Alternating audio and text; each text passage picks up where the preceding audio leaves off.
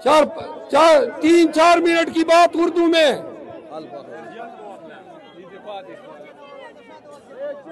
मेरे मेरे मेरे अजीजों, जरा बात सुन ले।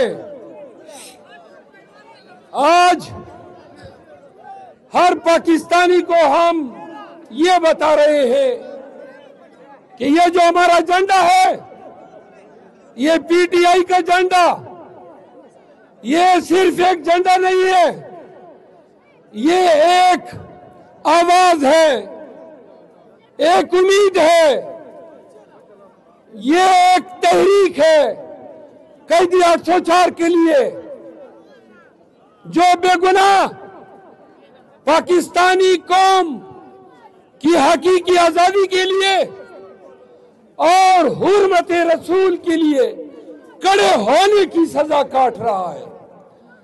पाकिस्तानियों, हमारा मुकाबला मुस्तनद सर्टिफाइड चोरों से है, जिनके सुर्खेल, जिनके, जरा खामोश हो जाए।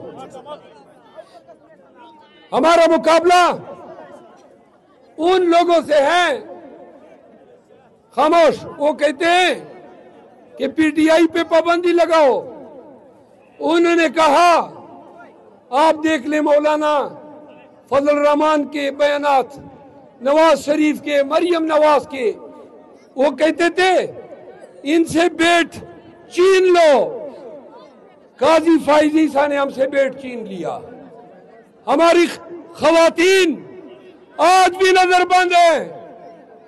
ये वो मुल्क है जहां के सारे मुंसिफ ये तमाशा देख रहे हैं कि सनम जावेद मरियम नवाज के खिलाफ इलेक्शन लड़ रही है, लेकिन कहां से?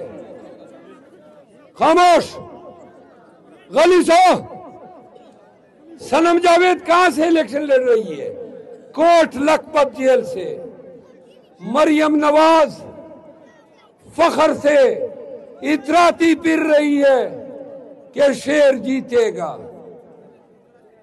हमारी उम्मीदवार डॉक्टर यास्मीन राशिद 70 साल की उम्र, कैंसर की मरीजा, नवाज शरीफ के खिलाफ इलेक्शन लड़ रही है।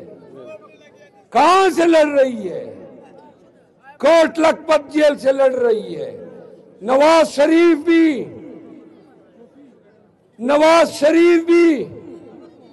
फ्रॉड और चीटिंग करने के बाद अपने गंदे चिमटे नुमा सर पे हाथ फेर के कहेगा कि मैं जीत गया।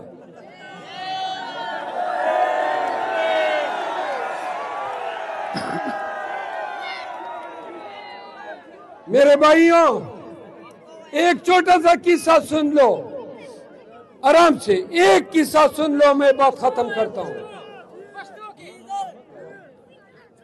चले जी, पश्तो में सुन ले।